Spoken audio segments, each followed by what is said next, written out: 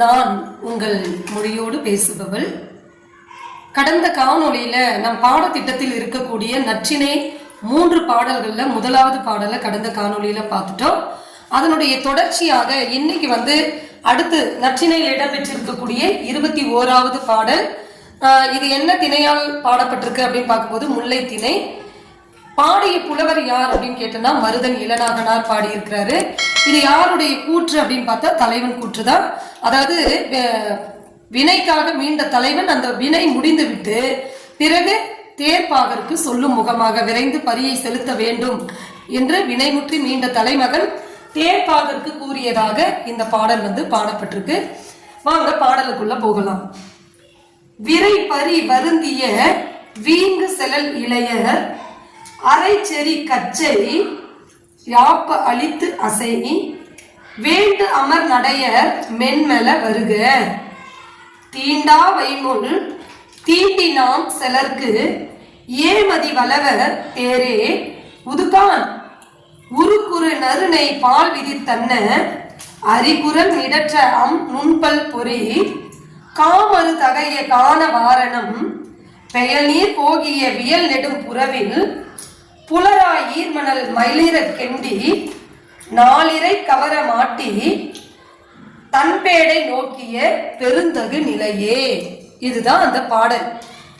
இந்த பாடலுக்கான பொருள் என்ன அப்படின்னா, தலைவன் வினை மீண்டு, அதாவது போருக்காக பிரிஞ்சு போயிருக்கிறான். போர் வினை காரணமா பிரிஞ்சு போயிருக்கான். பிரிஞ்சு போயிட்டு அங்க போரை பகைவரோடு போரிட்டு நல்ல முறையில வெற்றி பெற்று பரிசு பொருட்களை எல்லாம், மன்னன் கொடுத்த பொருட்களை எல்லாம், பகைவர் நாட்டில் இருந்து கைப்பற்றி வந்த பொருட்களை எல்லாம் வைத்து கொண்டு ரொம்ப வெற்றி மகிழ்ச்சியில இருக்கிறாங்க. அந்த நேரம் பார்த்து அந்த தேர்பாகர்கள்லாம் தேரை விரைந்து செலுத்தி, அதாவது குதிரைப்படை, யானைப்படை, காலாட்படை இப்படியெல்லாம் சொல்லுவோம் இல்லையா, அங்க பகைவரோடு போரிட்ட காரணத்தினால தேரை எல்லாம் விரைந்து செலுத்தி செலுத்தி அங்கங்க பகைவரோடு போரிடும் போது ரொம்ப களைப்புல இருக்கிறாங்க.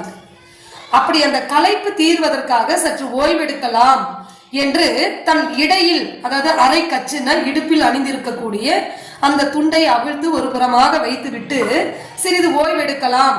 அப்படி ஓய்வெடுத்துக்கிட்டு இருக்கிறவங்க அவரவர்கள் விருப்பத்திற்கு ஏற்ப மெல்ல வரட்டும் அப்படின்னு நினைச்சிட்டு தலைவன் அமர்ந்திருக்கிறாரு. அந்த நேர பொழுதுல அந்த பாசறையினுடைய ஒரு ஒற்றை சாளரத்தின் வழியாக அப்படி எட்டி பார்க்கிறாரு. மழை பெய்ந்து விட்டுருக்கு. அந்த மழை பெய்ஞ்சு விட்ட சமயத்துல அந்த மண்ணினுடைய தன்மை கூட மாறாத இருக்கிற அந்த ஈர மண்ணுல ஆண் சேவலானது என்ன பண்ணுது, அந்த ஈர மண்ணை கிளறி அங்க இருக்கக்கூடிய புழு பூச்சிகளை எல்லாம், அதற்கான உணவு இல்லையா, நம்ம கூட நம்ம ஊர்ல மழை பெஞ்சு விட்டதுன்னா போயிட்டு கோழி என்ன பண்ணும், குப்பையெல்லாம் கிளறி அதற்கான புழுக்களையும் பூச்சிகளையும் உண்ணும் இறை தேடி.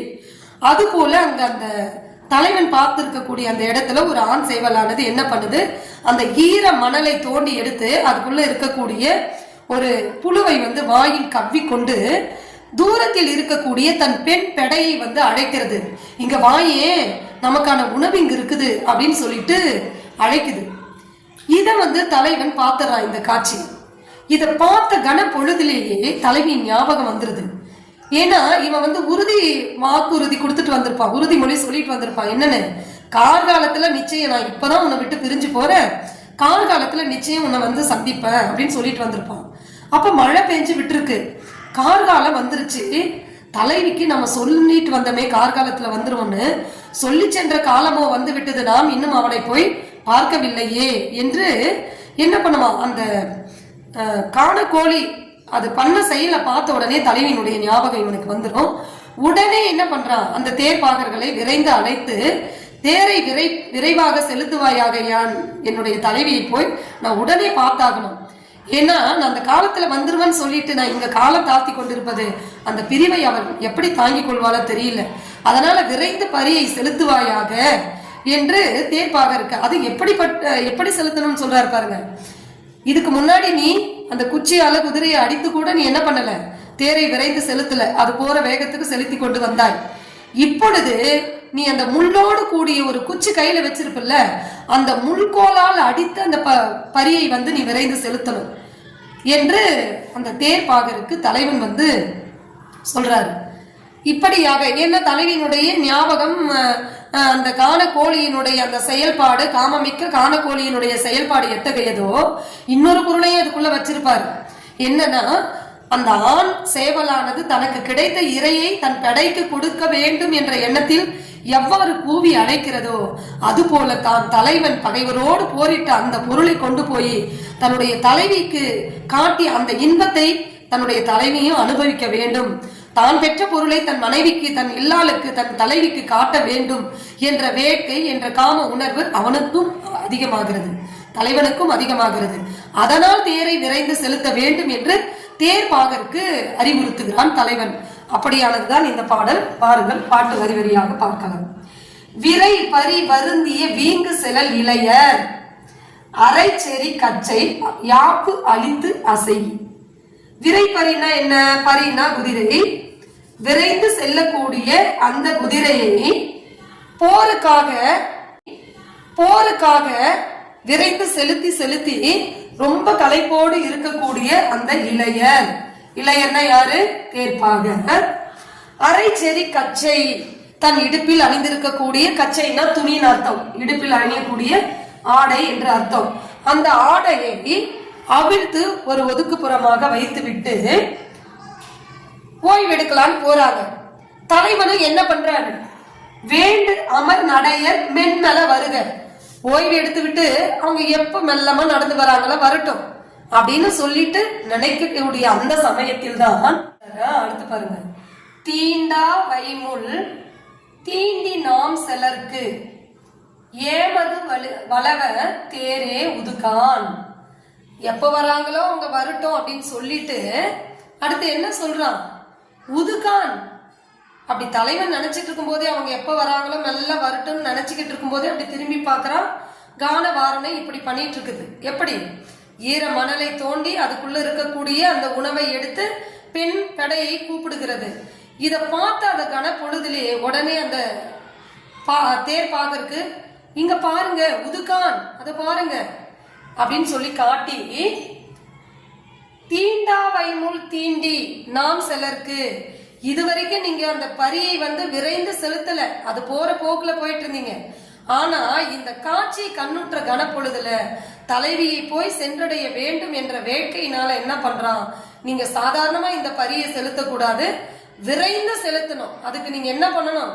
இந்த முள் கோல் இருக்குது இல்லையா, இது வரைக்குமே நீங்க பயன்படுத்தல, அந்த முள் கோலால் அதை அடித்து எவ்வளவுக்கு எவ்வளவு வேகமாக தேரை செலுத்த முடியுமோ அந்த அளவிற்கு வேகமாக செலுத்த வேண்டும். அப்பொழுதுதான் நான் தலைவியை உடனே போய் பார்க்க முடியும் என்று தேர்ப்பாகரை விரைந்து தேரை செலுத்த அறிவுறுத்துகிறான். ஏமதி வளவ தேரே உதுகான். அங்க பாருங்க, அந்த அக்ரிணை கூட, அந்த சேவல் கூட தன்னுடைய பெடையோடு எவ்வளவு சந்தோஷமாக அந்த பெடைக்கு தேவையான பொருளை கொடுத்து உதவி கொண்டிருக்கிறது. நான் இப்படி என்னுடைய தலைவியை பிரிந்து இருக்கிறேனே, அவளுடைய மனம் என்ன பாடுபடுமோ என்று தேர்ப்பாகரை தேரை விரைந்து செலுத்துமாறு சொல்றான். அடுத்ததா பாத்தீங்கன்னா இங்க பாருங்க, ஒரு ஓமை கொடுத்திருக்கிறாங்க. இந்த கான கோழின்றது எப்படி இருக்கும்? அதனுடைய கான கோழின்னா வேற ஒண்ணும் இல்லை, கானம்னா காடு, வாரணம்னா கோழி. அததான் இங்க கான வாரணம்னு சொல்லிட்டு காட்டுக்கோழியை சொல்லி இருக்கிறாங்க. காட்டுக்கோழி எப்படி இருக்கும்? கருப்பா இருக்கும், அதுக்குள்ள அந்த இறகுல எல்லாம் பொறி பொறியா, வெள்ளை வெள்ளையா பொறி பொறியா இருக்கும். அதை இங்க எப்படி கொண்டு வராருன்னு பாருங்க. உரு குறு நறு நெய் பால் விதி தன்ன அரிக்குரல் மிடற்ற அம் நுண்பல் பொறி காமரு தகைய கானவாரணம். காமத்தோடு இருக்கக்கூடிய காட்டுக்கோழியா அந்த பெடையை அழைக்கிறது. அது தோற்றம் எப்படி இருக்கிறது? நெய்யெல்லாம் உருக்கும் போது அந்த நெய் முழுவதும் உருகிடுச்சா, அப்படி நல்லா காய்ந்து உருகி இருக்குதா அப்படின்னு சோதிப்பதற்காக அருகில கொஞ்சோண்டு தண்ணி எடுத்து அந்த உருகிய நெய்யில தெளிப்பாங்க. அப்படி தெளிக்கும் போது நல்ல காய்ந்த பதத்துல இருந்துச்சுன்னா சொட சொட சொடன்னு ஒரு சத்தம் வரும். அது மாதிரி அதே போல அந்த பபிள்ஸ் வரும் மேல, அந்த பபிள்ஸ் போல பொறியை உடையது கானவாரணம்னு சொல்றாரு ஒண்ணு. அதே போல அது எப்படி தண்ணி தெளித்த உடனே சொட சொடன்னு சத்தம் வருமோ அது போல இந்த கான கோழியானது சத்தமிட்டு கொண்டே அந்த பெண் பேடையை அழைக்கிறது என்று சொல்றாரு. அடுத்தது, பெயல் நீர் போகிய வியல் நெடும் புறவில் புலராய் ஈர்மணல் மலிர கெண்டி.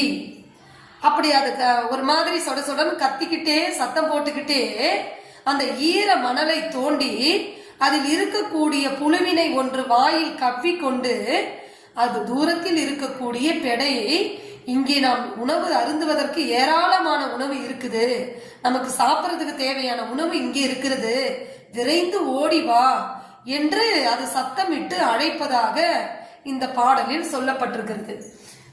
அததான் சொல்றாரு, புலரா ஈர்மணல். மழை பேஞ்சு விட்ட உடனே பெயல் நீர்னா மழை பேஞ்சு விட்டு அந்த ஈரம் ஆறாத அந்த மண்ணுல மலிர கெண்டி நல்லா தோண்டி நாள் இறை கவர மாட்டி, நமக்கு நாள்தோறும் உண்பதற்கு தேவையான உணவு இங்கே இருக்கிறது என்று ஒன்றை மூக்கிலே கவ்வி கொண்டு காட்டி தன் பேடை நோக்கிய பெருதகு நிலையே, தன்னுடைய பெடையை நோக்கி அழைப்பதாக அந்த காட்டுக்கோழியினுடைய காட்சியை பார்த்த மாத்திரத்தில் தலைவனானவன் தேர்ப்பாகனை இவ்வாறாக கூறி விரைந்து தேரை செலுத்துவாயாக என்று கூறுகிறான்.